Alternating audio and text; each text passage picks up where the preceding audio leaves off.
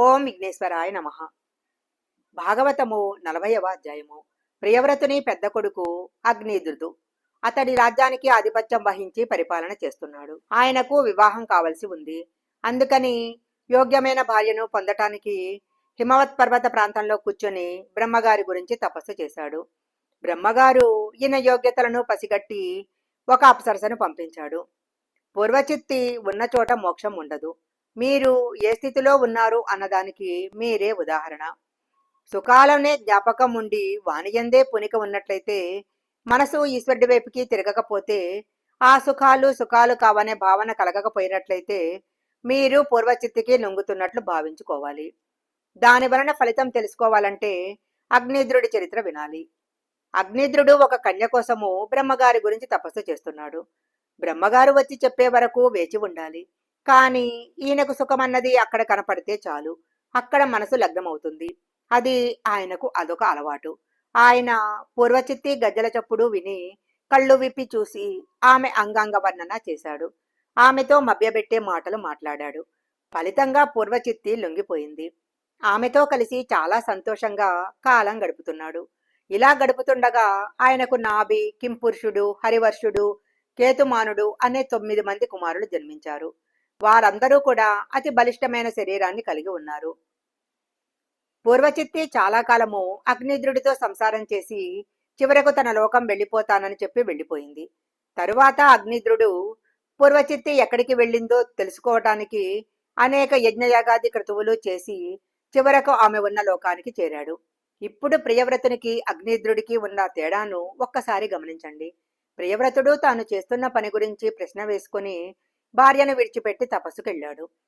అగ్నిద్రుడు పూర్వచిత్తి ఉన్న లోకాన్ని పొందాడు. ప్రియవ్రతుడు పునరావృత్త రహిత శాశ్వత శివసాయుధ్యాన్ని పొందాడు. అగ్నిద్రుడి పెద్ద కుమారుడు నాభి. ఆయన మేరుదేవి అనబడే ఒక స్త్రీని వివాహం చేసుకున్నాడు.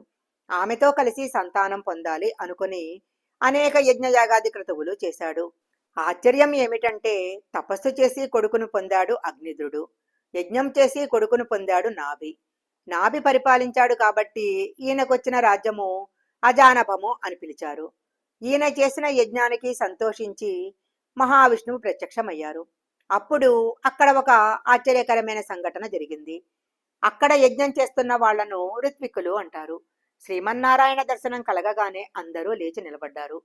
నాభి కూడా లేచి నిలబడి, స్వామి, నువ్వు పరాత్పరుడవు. నేను నిన్ను ఒక కోరికతో ఆరాధన చేసి యజ్ఞం చేశాను. నువ్వు ప్రత్యక్షమైనప్పుడు నిన్ను మోక్షం అడగటం మానేసి ఒక కొడుకును ప్రసాదించమని అడగటము ధనికుడిని దోసెడు ఊకను దానం చేయమని అడగటంతో సమానము. అయినా నేనదే అడుగుతాను అన్నాడు. గృహస్థాశ్రమం పట్ల నాభికి ఉన్న గౌరవం అలాంటిది. తను ఒక కొడుకును కంటే తప్ప పితృరుణం నుంచి విముక్తుడు కాలేడు. కానీ ఆ కొడుకు తనను ఉద్ధరించే కొడుకు కావాలి. అలాంటి కొడుకును పొందాలి అనుకున్నాడు. శ్రీ మహావిష్ణువు అల్పాయుర్ధం ఉన్న కొడుకు కావాలా, దీర్ఘాయుర్దాయం ఉన్న మహాపాపి కావాలా అని అడిగాడు. అప్పుడు నాభి ఒక తెలివైన పని చేశాడు. అప్పుడు శ్రీ మహావిష్ణువు, నువ్వు ఇలాంటి స్తోత్రం చేసినందుకు లొంగాలో, నువ్విలా అడుగుతున్నప్పుడు ఋత్విక్కులు తదాస్తన్నందుకు లొంగాలో, ఏది ఏమైనా నేను నీకు లొంగాల్సిందే అన్నాడు. ఆ మాట వినిన తర్వాత నాభి చాలా సంతోషించాడు. మేరుదేవి గర్భాన్ని ధరించింది. నల్లనివాడు నేను పుడతానని వరం తీస్తే తెల్లగా వచ్చాడు. అంటే లోకానికి ఏదో జ్ఞానబోధ చేయటానికి వచ్చాడన్నమాట. అన్ని రంగులు తెలుపులో నుంచి పైకి వచ్చి మరలా తెలుపులోకి వెళ్ళిపోతాయి. పిల్లవాడిని చూసి మురిసిపోయి నాభి కొడుక్కు ఋషభుడు అని పేరు పెట్టుకున్నాడు. ఋషభుడు బాహ్య పూజ చేసేవాడు కాదు.